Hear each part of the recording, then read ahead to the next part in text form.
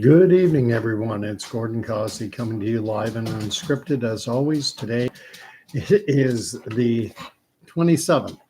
Today is Friday, the 27th of September, 2024.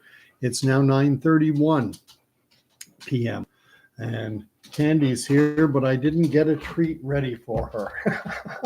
And she's had plenty already. So I'm going to tonight. Candy is not going to get a treat. She can get lots of love, lots of hugs.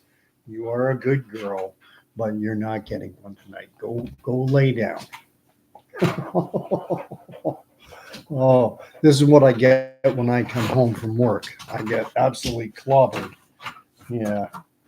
All right. Go lay down. No. Go lay down. Good girl. She's an amazing dog. Very affectionate, especially when she wants or rather expects to get something. But I think she's now wandering down the hall to go to sleep. Crisis averted. Anyway, go lay down. Go lay down. Anyway, thanks for watching again on this Friday night. I was actually getting to the point where I was feeling a little low energy tonight. It's been a long week. And I was thinking of postponing this until tomorrow night, but goodness knows the way the news moves and everything moves so fast that things can pile up in a fashion. And I enjoy doing these live streams because it gives me a chance to process what's been going on in the world. I have Danny Copeman here, who is here just about every night, provided he doesn't lose his phone and doesn't have to go out and get a new one. He has his coffee. I have my coffee. No writing on today's mug. Just one I've had on here many times. And that's what I'm drinking, my cream, no sugar coffee. I'm trying to eliminate sugar as much as I can from my diet. I don't think I can ever eliminate it entirely. I'm not diabetic or anything. It's just that sugar, I believe, is an inflammatory and is unhealthy. And so I'm trying to stay away from refined sugars as much as possible. But that's a big digression. What's going on in the world? Just want to touch briefly on the fact that Israel has now launched a massive, apparently, attack into a residential complex. Underneath it was said to be Hezbollah's command post where all their senior leadership meets. And it's unknown at this point whether Hassan Nasrallah, who is the head, the chief, the top dog with Hezbollah, whether he is alive or dead. There are quotes from Israeli sources saying that they find it hard to believe that anyone in that complex could still be alive.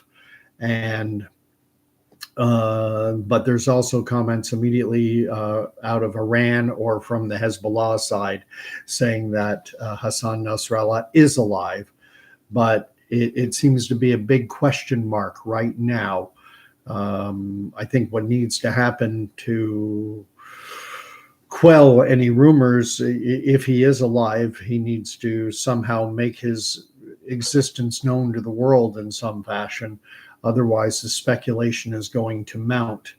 And if in fact he is dead, this leads credence, very much a lot of credibility to the Israeli claim, one that I have always said that I believed, that both Hamas and Hezbollah, that they use their civilian populations as shields and that they hide behind them.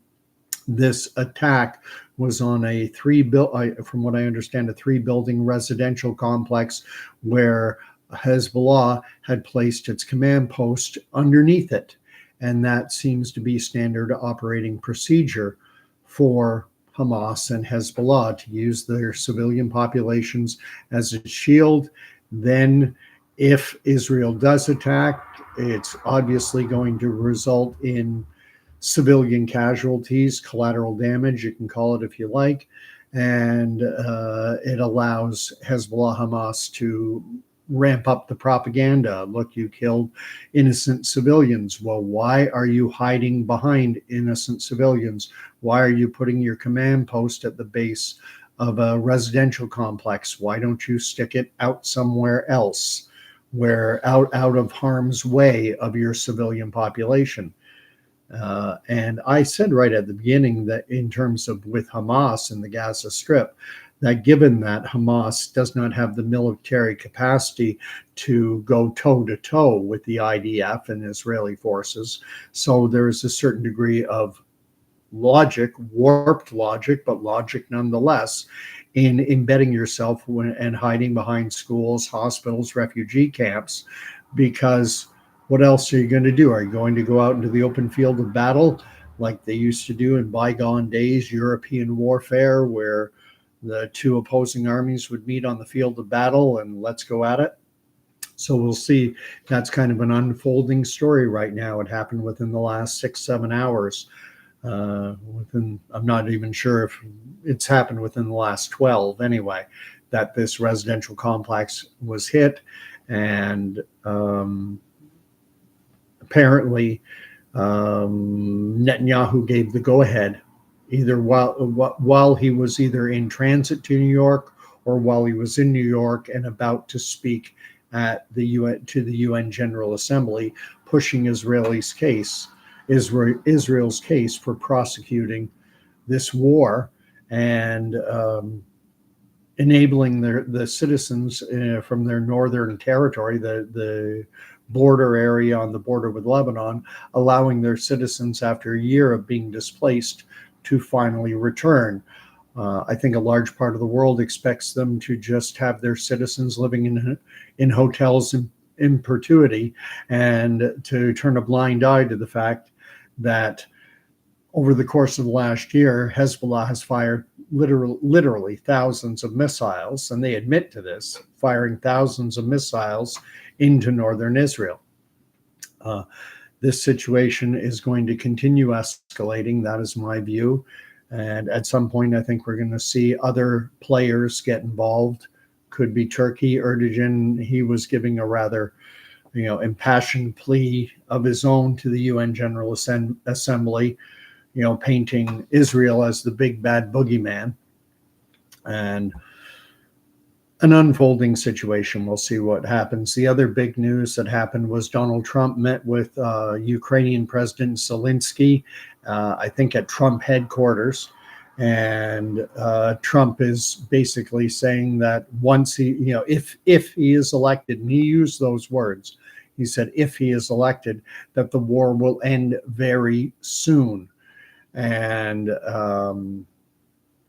speaking of the fact that he had a good working relationship with Russian President Vladimir Putin, and that he also has a good relationship with Ukrainian President Zelensky.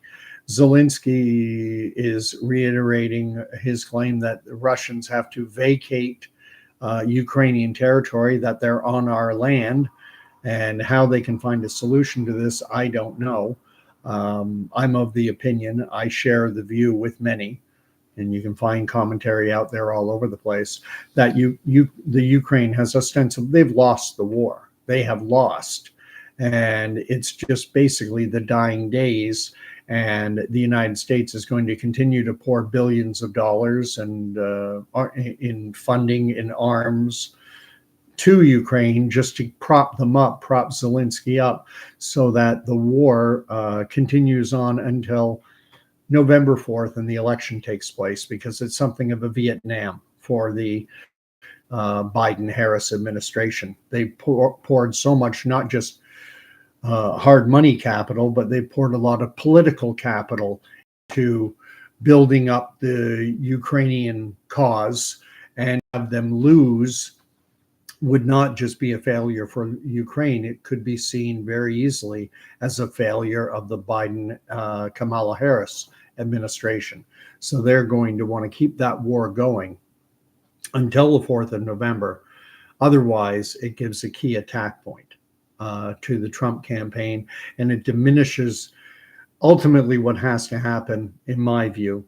One man's opinion, a Canadian no less, so I have no skin in the game directly, is that they're going to move heaven and earth to make sure Kamala Harris is occupying the White House come February, when the next administration comes in. And I still believe that we will see Joe Biden vacating the White House sometime in the next 2-3 weeks. That something will happen to have him removed from office in one way or another, by hook or by crook. And then Kamala Harris would be given the oath. She would take the oath of office, become the first female head of state for the United States of America. And the mainstream press can go full love-in on Kamala Harris and equate that to a boost in the polls and use that as an explanation for how she managed to win the election. Whether she did or not, the important thing, regardless of what the actual results are, what needs to take place is for there to be plausible. It has to be presented as a plausible result. Well, she did get a lot of positive coverage after she took the oath of office. That's a prediction on my part. I'm not saying, it obviously hasn't happened yet. I've got Danny writing a couple things. Apparently, there was a massive explosion in Beirut during Israeli missile attack. I think it was a separate event from attack. Synchronization could very well have been. This is shock and awe. They don't just want to, this takes on many different aspects when they, obviously, if they're able to take out senior elements within Hezbollah's command structure, it'll make it far more difficult for them to coordinate anything in terms of a response. That's one aspect of it. The other aspect of it is, it's got to be demoralizing to Hezbollah, to their militants, to their fighters, to see the degree and the reach that Israel has. And I think the biggest advantage Israel has militarily is in the air. They've got their F-16s. I know they have F-16s. I know they also have F-35s, which are the latest, the newest and best fighter jet, and they probably have F-18s as well. Compared to what Hezbollah would have, I don't think Hezbollah has anything to speak of in terms of an actual air force.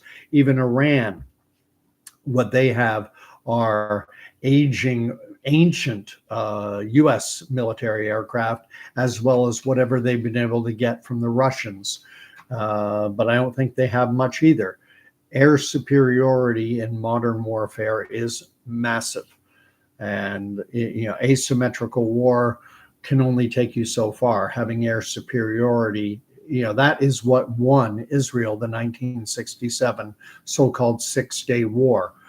Within a half an hour, certainly within hours, the first few hours of that war, the Israeli Air Force pretty much decimated the entire Egyptian Air Force.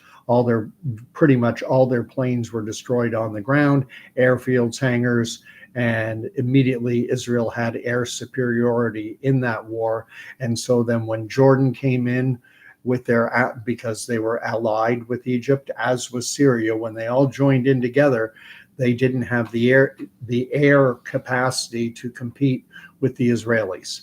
And 6 days later, it was another Nakba for those three countries, another catastrophic and utterly humiliating defeat. Not only had they attacked Israel with the intention of wiping it off the map, well, not only did they fail to wipe Israel off the map, rather they also lost territory, all three of them. Egypt lost the Gaza Strip and the Sinai Peninsula.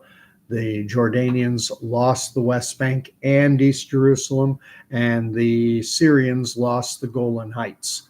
And so another humiliating, disastrous, Nakba, catastrophic defeat. I have Sam TV watch Sam Shamoun, okay? I'll check him out sometime. Sam Shamoun, Shamoun. Not familiar with that individual at all. And Denny's writing that Iran has some F-4 Phantoms from the 70s or 80s, I think. The Islamic Revolution that saw Iran going from being in the American sphere of influence into the Soviet, back then it was the Soviet sphere, That Islamic revolution took place in 1979, 1980. So all their American military equipment dates pre-Islamic revolution. So they're from the 70s. And when the president of Iran recently, within the last month or two, died in a helicopter crash, he was flying in a U.S. helicopter, a Bell something or other, from the 1970s, from before, and they can't get the parts, and they're kind of held together the way that Canada's old Sea King helicopters were being held together with silly putty and, and rubber bands or whatever. And so that's where we are on the news front. I wanted to talk about something that happened to me at work today that is kind of, and I've been in the process of reevaluating something, just chewing it over in my own mind. And that has to do with this concept of, or this doctrine, if you prefer, of biblical inerrancy. And what that means is something that is inerrant means it is without error. There are no errors at all in the Bible. And if you ascribe to that, that's called people will make a profession of biblical inerrancy, that the Bible is inerrant. That some even go so far and they will say it is infallible. That the Bible is, and this is a widely held belief, and it is one heretofore, up until recently, I have not ascribed to, but over the last little while, just over the last week or two, I've been questioning my belief. If you watch previous videos of mine, I have made a profession. I have shared a profession that I have held to. And that profession is that I profess biblical authority. That is to say, I believe the Bible speaks with authority, godly, God-given authority. Hence why I say, after reading a passage from the Bible, I'll say, the word of the Lord, thanks be to God. That speaks to the authority of the book. And the other is sufficiency, that the Bible is sufficient for guiding someone in leading a good and godly life. But that falls short of stating that the Bible is inerrant, is without error, is perfect. I'm just going to catch up before I go on. And Denny's giving me the name of the helicopter, a Bell 212 helicopter. Yeah, I remembered Bell. I couldn't remember the numbers. That's the helicopter the Iranian president crashed in apparently bad weather. But getting back to the Bible, getting back to the subject line of this post, is the Bible inerrant? And I have taken some heat, as it were, from fellow Christians, and especially online, because it's so easy to snipe at people online. If someone says something with which you disagree, people can so easily get triggered, and they don't really look at the heart of what someone is saying and the struggle that may be going on within them, and the just a genuine desire to find the truth. And well, if your truth doesn't align with my truth, well, then you're an evil person leading people astray, blah blah blah blah blah. And that's not where my heart is. My heart is very much in terms of, I want to get at the truth. And anyone who's paying any attention to this channel over the last, certainly over the last 7-8 months, knows that my most fervent desire is to see unity within the body of Christ when there is already so much division. We can all recognize what Danny has put down. Jesus is King. And he shares a familiar acronym for Bible, and has it as standing for basic instructions before leaving Earth. What I want to get back to, is it inerrant? Is it perfect? And I'm one who is held, and I did a video on this recently, or actually not recently, but a number of months ago, within the last year, talking about contradictions in the Bible. And are there contradictions in the Bible? And the example I give is in the 4 gospel accounts regarding the empty tomb and who went to the empty tomb. Was it Mary? Was it Mary and one other person? Was it Mary, another person, and 2 other people? Or was it Mary and an indeterminate number of other people? other women. And each of the gospel accounts gives a different account as to who went to the empty tomb. I think it's in John's account where Mary went by herself. And again, Matthew, Mark, Luke, each has their own take. They all agree that Mary went to the tomb on the first day of the week to anoint the body and do the things that are required for a proper Jewish burial. But they're not 100% lockstep. And so what I said in that video is that this could represent for some a contradiction. How many people were there? How many people went to the Bible? Well, one says this many, one says one, this one says two. So in that minor respect, there is what I'll call a minor contradiction. I think the biggest issue is that people have a trouble with the word contradiction. They think to contradict means to deny. And it does not have to mean that. It can mean that. And if you take that meaning, then that means that denies the truth of the gospel accounts. And that's not the case. They all agree that the tomb was empty. They all agree that Mary went. I put it this way. I put if you have a blue and a red car getting into an accident at an intersection, and there's a witness on each one of the four corners, one north, south, one east, one west, and they all give their account of what happened, there are going to be variances in their accounts. One will say that the blue car entered the intersection first. Another one says the red car enters the intersection first. They all agree that the two cars collided. But because they disagree on minor points, are you going to say that there never was an accident, that it didn't happen?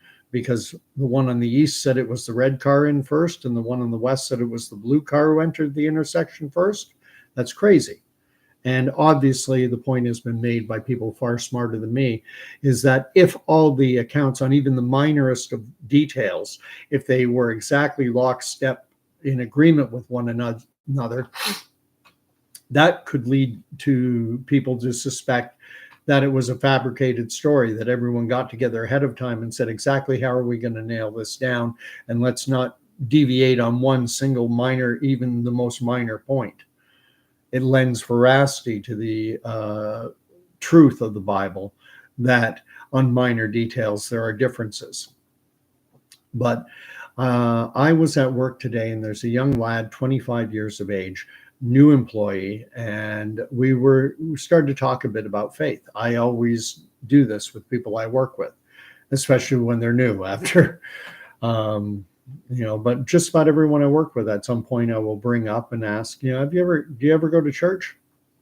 And the conversation tends to follow a similar pattern with me.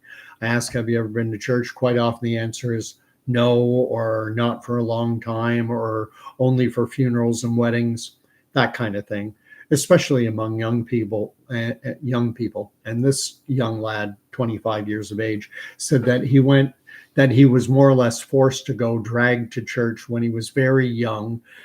And I asked him, oh, okay, do you know what denomination, what? And he said, no, he couldn't remember. He told me it was out Western Ontario, out London way. I'm trying to remember the name of the town, Chatham, Kent area of southwestern Ontario, which is out getting toward London, which is big Mennonite, big Amish country. I thought maybe anything to do with Amish, and he couldn't even remember that. But then we talked about how this world is going crazy, and we don't know the difference between boys and girls anymore, and et cetera, et cetera. And then I expressed the view. I said the reason, and he agreed. He's like, this world is crazy. We're going down. And I said, I think the reason we're going down is because we have abandoned the Judeo-Christian roots of Canadian society. We've thrown the Bible out the window. And then he hit me back with something that was interesting. And he told me that he had lived in Whitby, Ontario, and I used to live in Whitby myself, only for a year and a bit. But I know the town well. I grew up Pickering, Ajax, Whitby. I lived in all three of those towns. And I grew up in Pickering, just 2 towns over. And he said there's a particular street where there are 2 churches on either side. And he said that they both had recently, or while he was living there, had hosted Are you ready? Drag queen story time hours. And so he said, the church isn't the answer, because look, you've got they're hosting drag queen story time hours. And I would imagine that the churches he saw were probably Anglican, maybe United Churches of Canada, which are very woke, left, liberal churches that have pretty much abandoned this book. Yet, if you go into United Church, if you go into an Anglican church, they are reading the Bible. They will read biblical passages, quite often two, one from the Old Testament, one from the New. So how is it that they can be reading the Bible, but at the same time deviating so far from it in their witness to the rest of the world? They present themselves as a Christian church. And a young lad like this Shane that I work with, he looks at them and goes, well, they're not the answer. And it came to me that, something that's been on my mind for a little bit is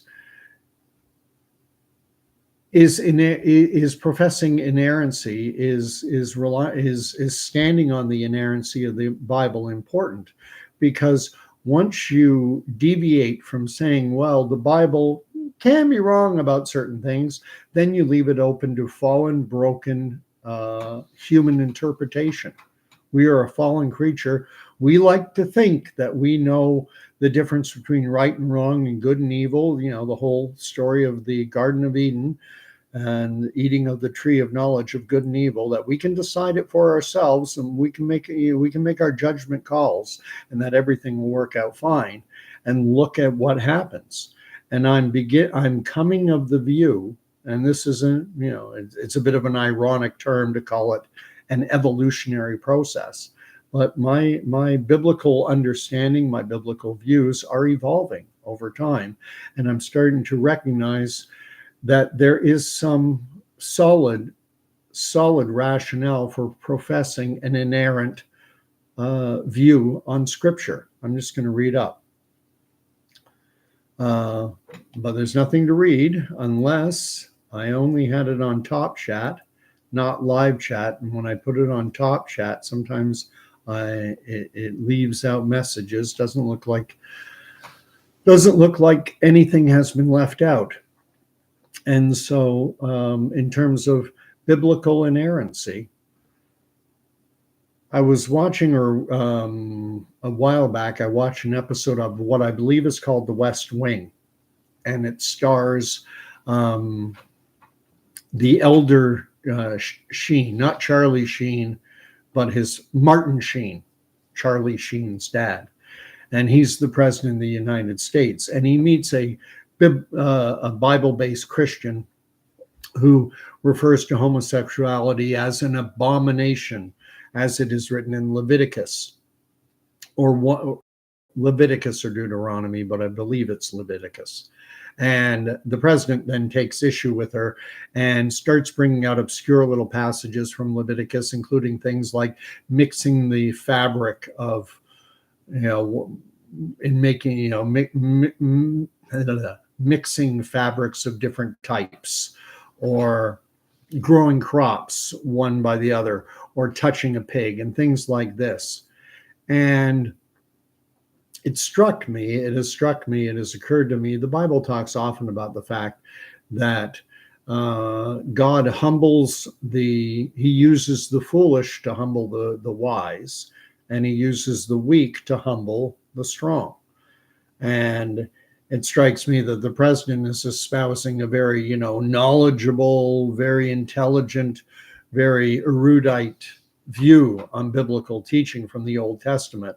And the woman comes across very poorly. This is Hollywood. This is the way they do it. This is the way our mainstream media rolls, is they want to make Christians always appear weak, the straw man, ineffectual, foolish, weak. It's what they want to do. And it struck me that when you're a kid, so often the lessons that you're learning, that your parents are teaching you, if you have good parents, you might not be aware of the value of those lessons until you're much older. And I think when we cross the veil, we may understand that there were meanings behind these teachings that we should have been aware of, but that we just completely missed. Why did God lay out these ordinances about clothing, about mixing fabrics and stuff like that? Well, one reason came to me, and it was that the Jewish people, the house of Israel, was to be a beacon to the rest of the nations, and they were to be separate. They were to be in the world, but not of the world. And they were to be a witness to the world. They were to live a godly life. They were to be consecrated to God, and they were to be different. And how do you make someone different? You give them different dress, different dietary habits, different cultural practices than the nations that surround them. The nations that surrounded them when they went into the land of Canaan were burning their children alive and sacrificing them to the god Molech. Does the God of Abraham, Isaac, and Jacob does he want the Hebrew children being sacrificed to a pagan god? Of course not. But anyway, those were the thoughts that I'd had. I'm hoping that this young lad, I spoke to him, and he seems somewhat receptive to coming out to church. I hope he does. I think that is so important in terms of getting into relationship in today's world. And I know it's a really tough row to hoe, an old farming expression. You stick your hoe in the ground, and that ground is tough. Trying to get someone who has been indoctrinated pretty much by the culture around us that all Christians are intolerant, hateful, stupid, this, that, and the other thing. It's difficult to get people to come and check it out for themselves. But I'm going to start incorporating that into my testimony when I talk to people and invite them out to church. I say, I'm going to start incorporating that, saying, I know that the broader culture says all these negative things about Christians. What I'm inviting people to do is to come and see it for themselves firsthand, rather than trust what the broader culture says. Because the broader culture has been wrong so many times about so many things. So that's where we are today on this Friday, the 27th of September, 10:03 p.m. now. It's getting late. I have an early morning tomorrow, so I'm going to cut this one a little short. I went on an hour and a half yesterday. God bless. If you liked it, you can hit the thumb. I got a couple already. Thank you. If you want to subscribe, please do. And even if you don't subscribe, but if you have some thoughts on this and would like to share them in the comment field, I would love to read them. I would love to read the comments, suggestions, criticisms on how best to spread the gospel good news about successes, about failures, about challenges, because I'm looking to learn. I very much want to share the gospel good news of Jesus Christ, but I realize that it is tough. It is tough. It's fun. It's fun. It brings me a lot of joy doing it. But is there a lot of success out there? No. I've had a few people come out to church who I've invited, but the vast majority are no. And that's okay. It's that old analogy, or it's the old story of Gideon. God doesn't need the biggest army. So I'll thank you for tuning in.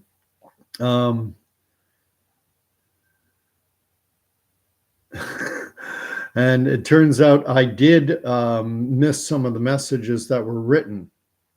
Danny Copeman had written synchronistic, coincidental. If Kamala becomes president and Trudeau stays prime minister, her first comment will be, nice socks, Trudy. No kidding. Oh, man. We'll see what happens. I'm sure within the next 24 hours, something's going to happen. We're going to have more news on this Hassan Nasrallah. Did he survive the attack? Was he even there? I'm sure as Israel, in launching that attack, that they're going to say they had intelligence indicating that he was there in that command post. The biggest question is, will he be able to show, if Nasrallah is alive? I think it's incumbent upon him within the next short little while, within the next day or two, to make his existence known to the world. Otherwise, it's a massive victory for Israel to have knocked out the number one top guy at Hezbollah.